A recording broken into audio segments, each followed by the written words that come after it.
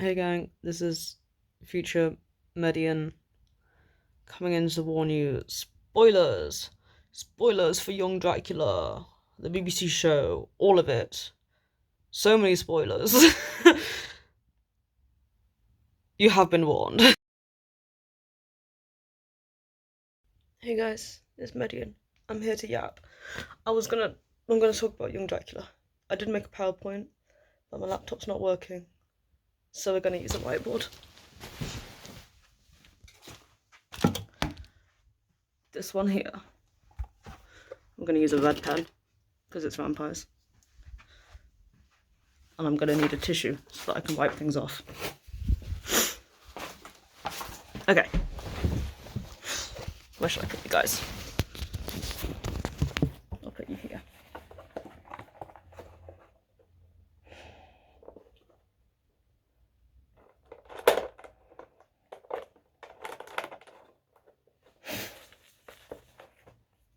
Welcome to the class. So,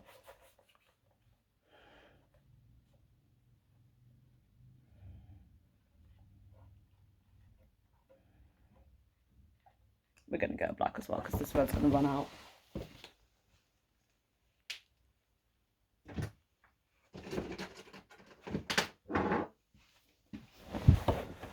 Welcome class.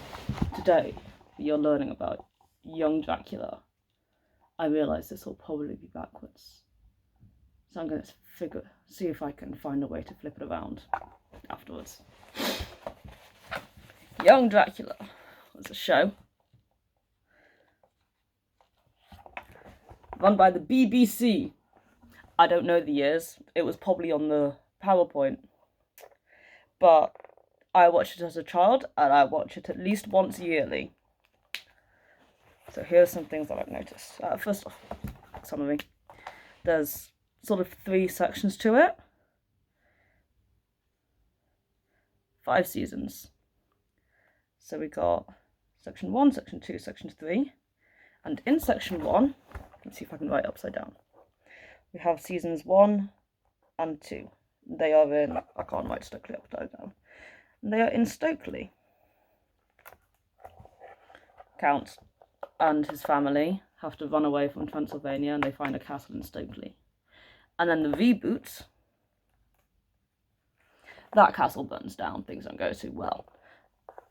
And they find themselves in some other part of England somewhere, and they're living in a school this time, living in the attic of the school.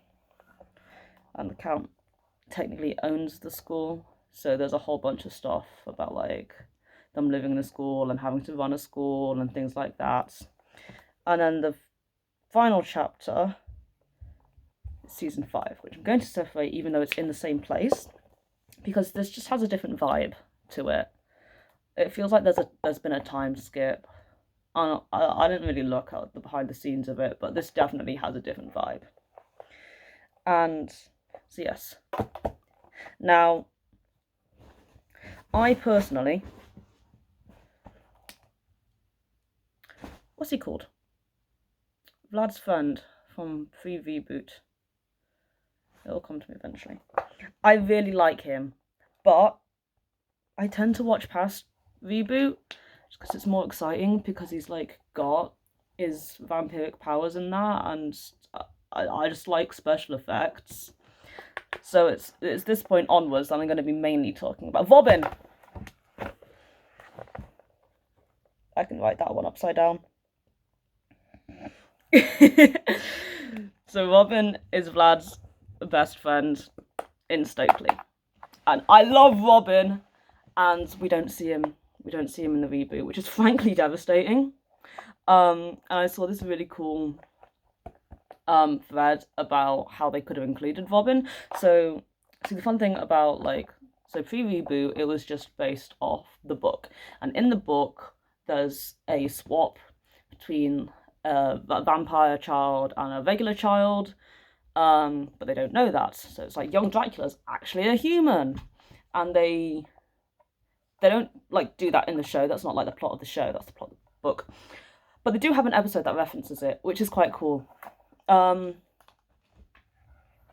it doesn't turn out to be true. Vlad is, in fact, a vampire. But his whole thing in season 1 and 2 is Vlad doesn't want to be a vampire. He's born a vampire. The entire time he's looking for ways out of it. That's his whole thing. Which sucks when he becomes the chosen one, because now he's the most vampire-y vampire and doesn't even have to wait until the 16th birthday to go to the Blood Moon and get his powers. He just is a vampire. But Robin is the opposite. He comes from a regular family, the Vannugs, who live down the hill from the Dracula castle. And Robin is... Robin likes to think he's a vampire, but he's not really. His sort of introduction to us is he's playing the drum, drum, dum, dum, dum, dum, dum, dum, dum, dum, that kind of thing on his little like electric piano, drinking tomato juice, pretending it's blood, and he always wears a cape. That pretty much sums him up. So we have that like contrast going on, and they become best friends forever, except no, because there is a mind wipe at the end of season 2, and that marks the end of that era. And then post mind wipe we get a time skip, and in that time skip, around like episode 1, hide and seek, we learn that Ingrid took over the castle after the whole shenanigans in the finale of season 2. I'm not getting into that because this isn't a summary, it's just me talking about things I like about it. But there's whole shenanigans at the end of season 2. And Ingrid takes over the castle in Stokely, whilst the Count and Vlad run away. But it goes badly for her. And the castle ends up burning down, and then season 3 starts with her running from Slayers and Vlad finding her using his like chosen one vision powers kind of vibe. So the conflict in this one is that Vlad is the chosen one, and as such is more powerful than the Count. But the Count is 600 years old, whilst Vlad is 15, so he's not a big fan of his son having more power than him. So that's the conflict going on here. And as always, Ingrid always wants power, so there's a conflict there as well. But Ingrid is a lot more teamwork in this season, even though she does like plot against them. She does the whole like wholesome moments, oh she actually does love them kind of vibe. Whereas here it was like constantly fighting against the Count, things like that. So that's what's going on here.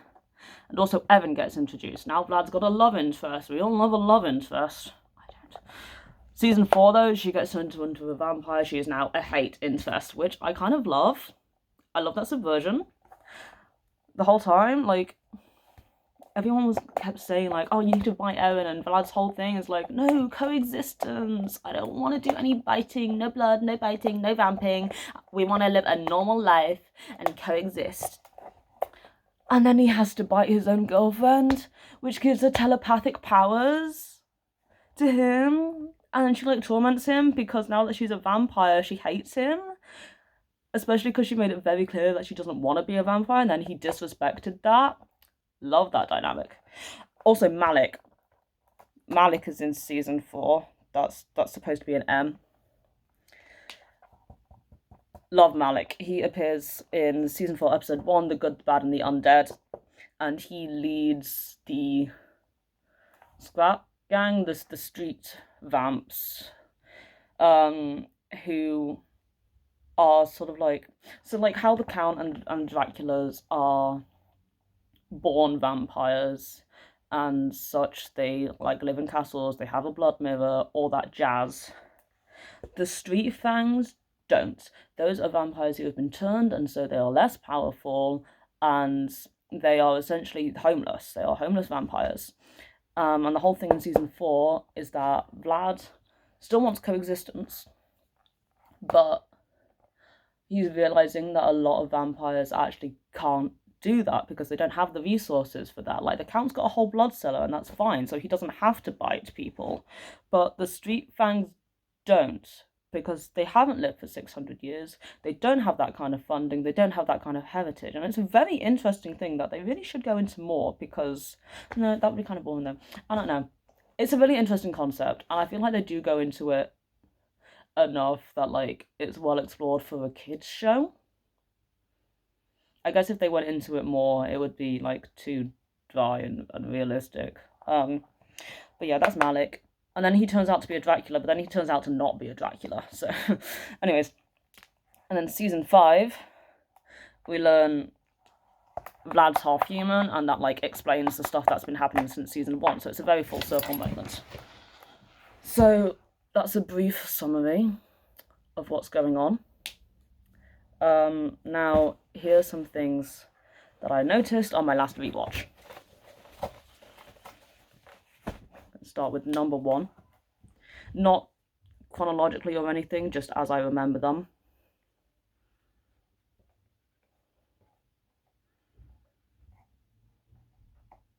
And this is perhaps the quickest one, so we'll get this out of the way. At one point, Malik, while talking to Ingrid, passes his hand through a candle and he sizzles, which means he had moisture on his hand. But vampires don't sweat, so that shouldn't be happening. There you go, I told you it was short. Next one. This is a long one. What's it called? Ah, yes.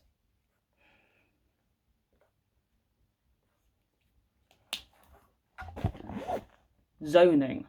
Now, this is something that has been frankly plaguing me.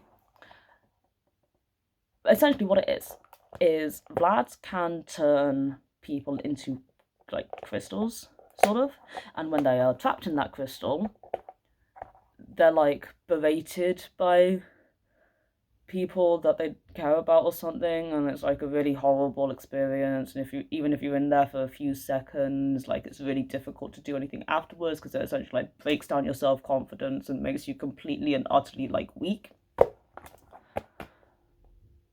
And it's not in any other piece of vampire lore.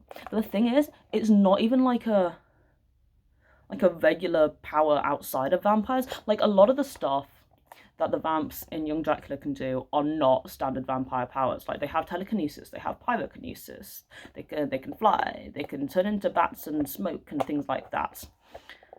Which, you know, not all vampires can do that, and a lot of vampire lore agrees that that is not a vampire-y thing. But those things still came from somewhere. Like, there is the thing about that in some lore, vampires can turn into bats. Okay, so it makes sense that they can also turn into other things, right? If there's a particularly powerful vampire who's taken the time to learn it, they can turn into another animal. They can turn into another form, like smoke. This all makes sense. They can go through doors. They can telekinesis, because that's just like a regular power to have. Pyrokinesis makes sense because they can't have sunlight, so they have to turn candles on, and they can go candles, and that looks cool. So those all they're all somewhere else. Most of the other powers exist somewhere. Even petrification. Sure, it's a bloody bad thing to have in a vampire lore, but it is a power, a common power that you see in other places. Tell me one other place you have seen a power that is a flash of, like, green light that hits somebody, shrinks them down into a crystal, that screams at them? Where the hell did this come from?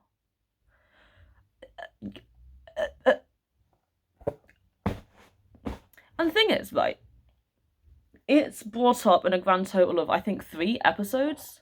The first one is, you know, its introduction. Bertrand, Vlad's tutor, is talking to him, and he's going to fight Malik for the Dracula throne or whatever, to prove that he's the true heir. And Vlad's pissy because Erin's, like, making fun of him or whatever. And he's like, oh, if it's really that bad, I'll just zone him. And we're all like, what the hell is zoning? And Bertrand's like, no, zoning is a last resort. You can't let him know you can do that. It is an ancient art and it must be respected. And we're like, okay, where has this come from? So Bertrand does a bunch of, like, ancient art stuff. So he's got loads of different books and loads of different powers, and his whole purpose is to teach Vlad those things. So it makes sense that if this power exists, Bertrand would know about it the way he knows about the shapeshifter eventually. Again, shapeshifting, not a vampire thing, but it is a thing. Apparently, Vlad's a natural at zoning. Nobody's done it for hundreds of years, but Vlad's a natural at zoning. Malik finds out he can zone because of Elizabeth, the shapeshifter, and gets a shield to reflect it back at him, and then he gets zoned. So Bertrand's been zoned because Vlad got mad at him, and then Vlad got zoned because he got mad at Malik, who then got a shield which reflected it at him.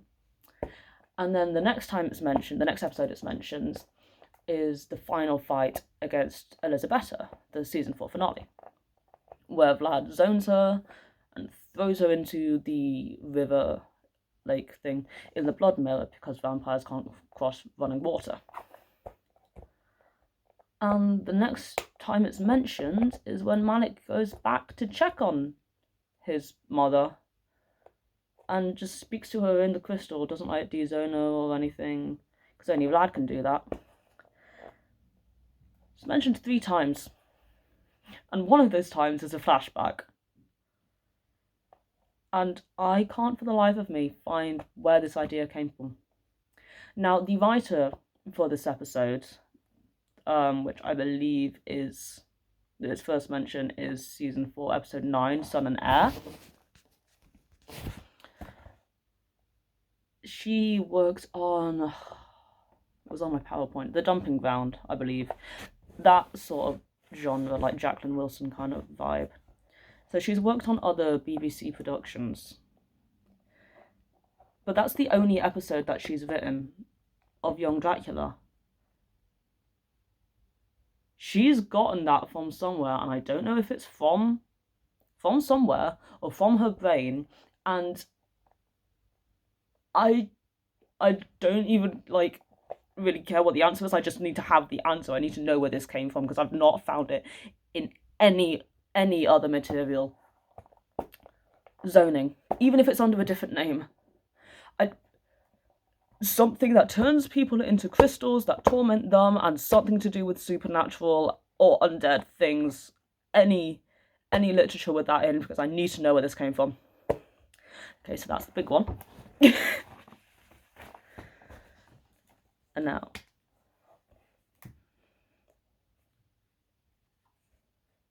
we're going to talk about a concept that I really like.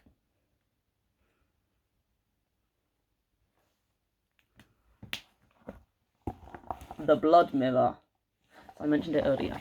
Essentially what it is all vampire clans have a mirror, which means if you're a born vampire rather than you've been turned, on the 16th birthday, they go to the blood mirror and their evil reflection comes out, and when they merge, that's when they become evil and get all their powers, which is such a cool concept that I've not seen in any other sort of thing.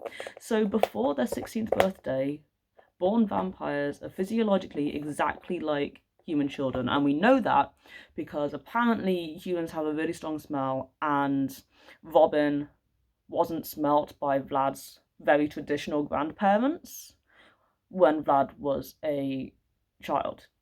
So they must have smelled the same, which means Vlad smelled like a human, which means all vamp kids smell like humans. They also don't have the weaknesses like sunlight, garlic, steaks. Well, obviously steaks, because it would still hurt, but not in a poof of dust kind of way. Just in a regular human being was stabbed with a piece of pointed wood kind of way. So that's a really, really cool concept. Now, they do get some powers before 16, but it's sort of minor stuff. Hypnosis is a sort of well established, kids get that before the blood mirror. Sometimes the candles thing, pyrokinesis. And For some reason, the Count was really intent on getting Vlad to learn how to fly, even though I don't think that's a thing that it's been said that vamp kids can do. But there are some minor powers that they can, minor powers because they are minors because I haven't gone to the blood mirror. But there are some minor powers that born vamp kids can have before the blood mirror. But I just think this is such a cool concept. I've not seen it anywhere, and it's very like, it fits the whole, it's a BBC, like it's a CBBC show. It makes sense for them to have a coming of age concept. But it's just really cool how it's done and how it appears later on, and it's like, if you break the blood mirror, the entire clan turns human, which would like kill the older vampires because the Count 600, that kind of thing. And Vlad's cousin Boris has to travel to the blood mirror for his 16th birthday in order to get his powers. So you have to be there in person, that kind of thing. And if you fight against your reflection, it can follow you around, and you have to like accept it or join with it or whatever's. It's just really cool. It's really well done. And obviously later, Elisabetta gets stuck in the blood mirror. So there's a whole world in the blood mirror that only members of the clan can control. And I believe specifically the head of the clan, or the most powerful member of the clan. So ordinarily that would be the Count as the eldest, as the head of the clan. But for the reboot, it is Vlad, because he's the chosen one and as such the most powerful vampire, so it makes sense. But I sort of feel like maybe the Count like gave him admin, because it's his son and he like wants him to be powerful and all that jazz, and he was like, oh my gosh, my son's a true vampire, you can have access to the blood mirror and be able to control it. That's my personal thoughts on how that happened. But yeah, really cool concept. I really like it. Now we're going on to onto something I don't like so much.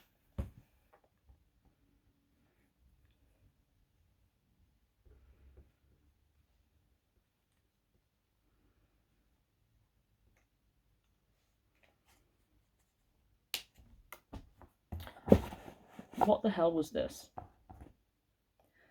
So in season 4, Malik comes in, he's trying to disrupt Vlad's plans. Ingrid's trying to disrupt Vlad's plans. Ingrid is like evil, Malik's evil, whatever. And they are very clearly flirting with each other, which is fine. Like they have chemistry. And then you find out that Malik's a Dracula, and that in fact he knew that the whole time, and he didn't intend for his supporting Ingrid emotionally to be misconstrued. Why were you talking like that then?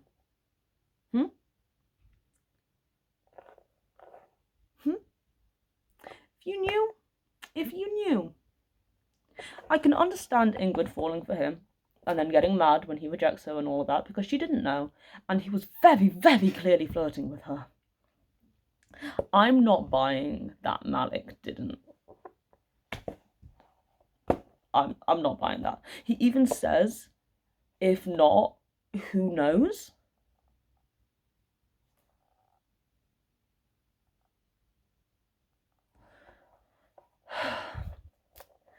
And then in season 5, we find out that actually Elisabetta lied to him, because he can't get through the blood mirror, which means he is not actually a Dracula.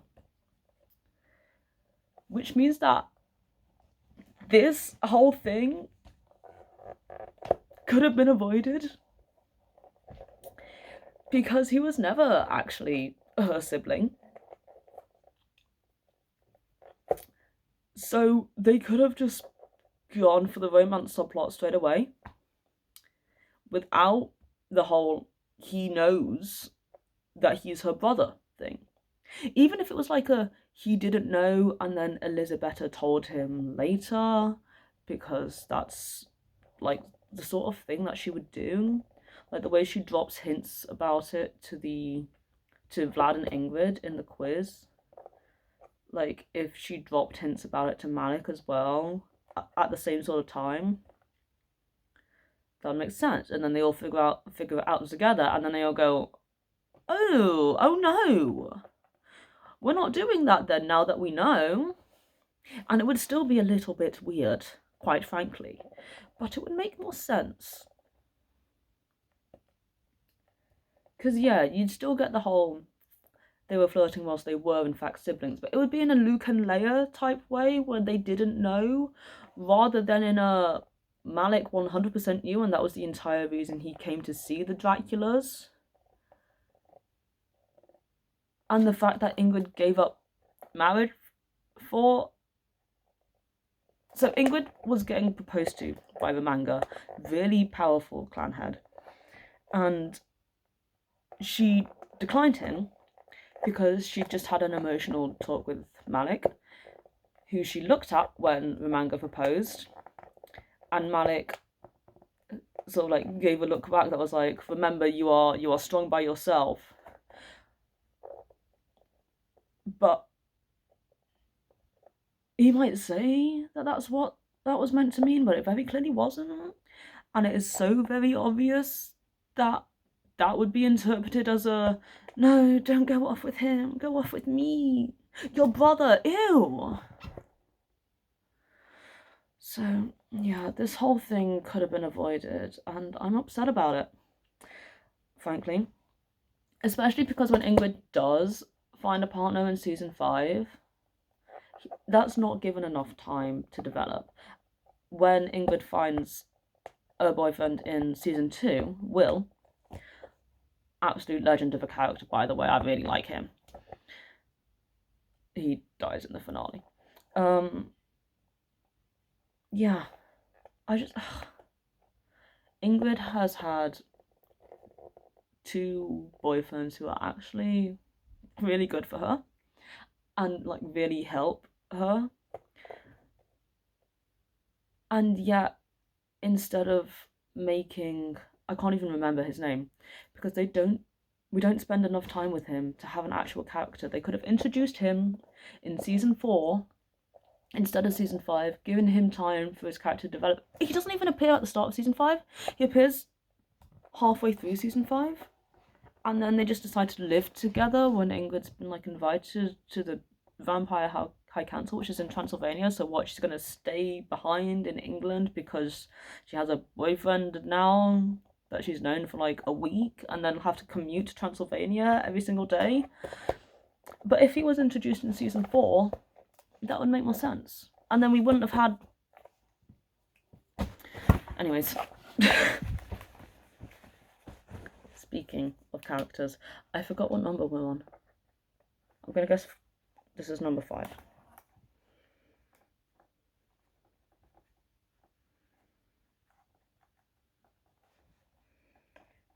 This one's a 2-parter.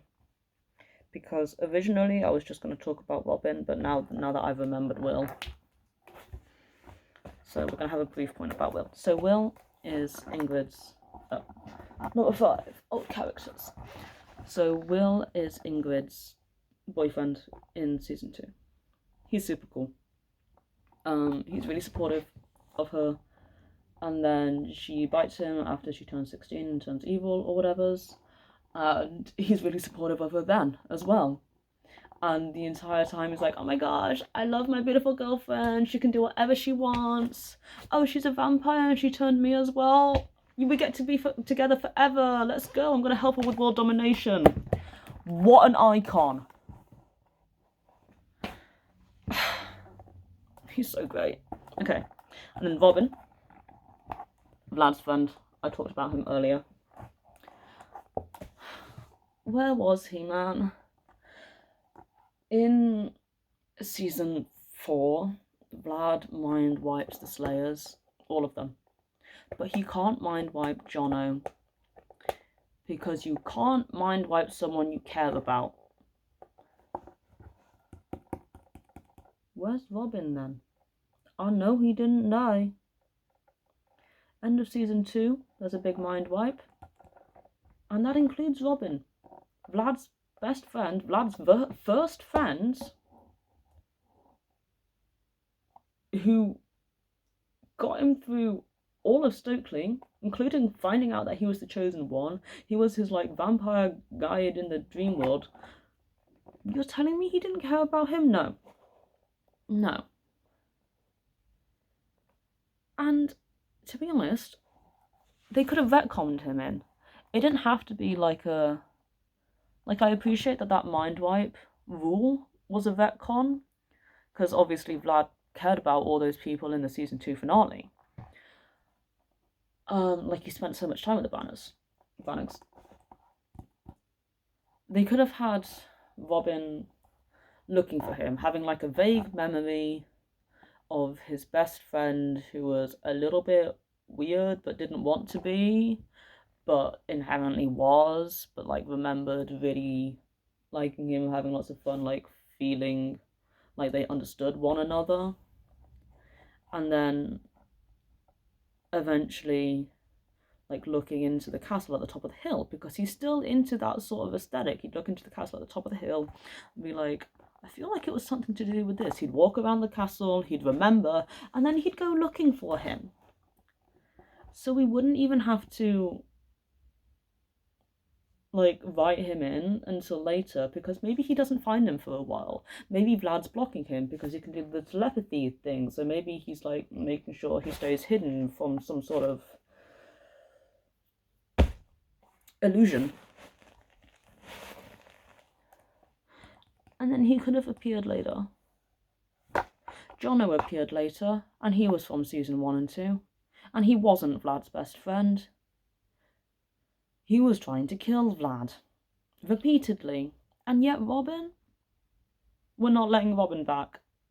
We're not letting the guy who spent his entire life wanting to be a vampire and then found a vampire best friend and felt like seen and welcome and supported. We're not letting him back? We're not letting my favourite character back! Scam. It would have been really cool. It would have been really cool, especially if he was like Vlad's first bite instead of Evan, and then they could have the telepathy link, which would be kind of like when he was the spirit guide, and it would work so well for their dynamic. And whilst, yes, I did say I like the dynamic of Evan becoming to hate Vlad, and then Vlad getting all like spirally about that because he saved her, but also she hates him now and he's still in love with her, all that kind of stuff. And that's good. But they don't really utilise the telepathy aspect of it. So he could have bit Robin, had that telepathy because he was the first bite, and then bit Evan. Perhaps because Robin told him to, and he trusted Robin, because they've been best friends for years, and they can literally know what each other are thinking.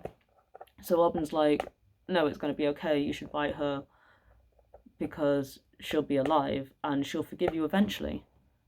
Meanwhile, Ingrid's being like, forever is a long time to be hated, and obviously Vlad's going to listen to Robin over Ingrid, because Robin's been there for him whilst Ingrid has been constantly fighting him. And then he bites Evan. Evan hates him. Robin's still got the telepathy link, and there could be a lot of fun story and dynamic stuff done with that, and that would have been really cool to see. So it's not just because he's my favourite character from pre-reboot. It would have been genuinely such a cool layer to have in season 4. Frankly, in season 3, it would have been a cool parallel.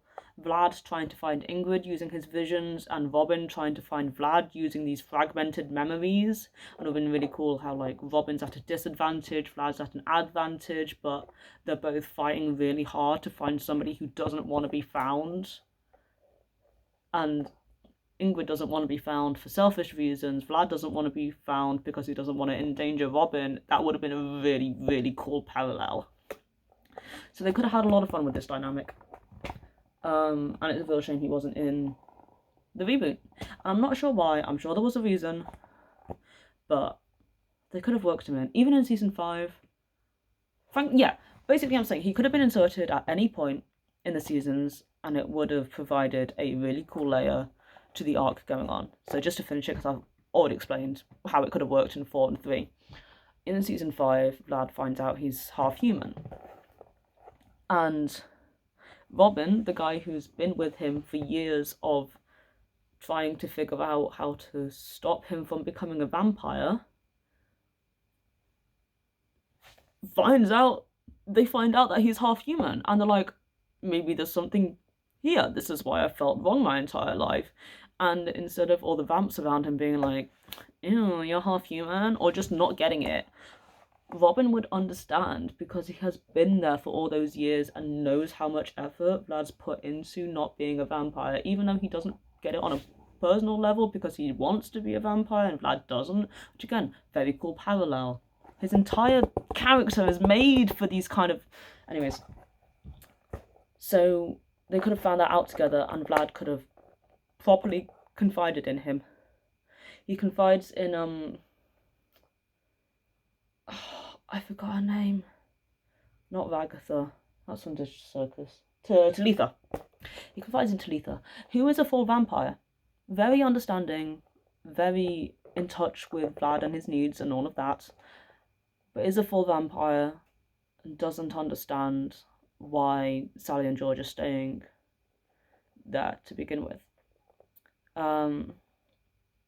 Robin would get it. Robin would understand, and that would have been really good for Vlad, because then instead of like repeatedly lying to Sally and George and all his family and hiding the secret, he could have talked about it with Robin and they could have figured something out together. And they still will have had that whole thing about hiding from the council, about keeping Sally and George safe, but Robin could act as like a liaison between the two species, that kind of thing. You could have, you know, it would have been really good for Vlad, and as such, really good for that season. So yeah, it's probably something I missed, but those are my big 5 thoughts on my last rewatch of Young Dracula. In summary, I miss Robin, and where does zoning come from? Peace.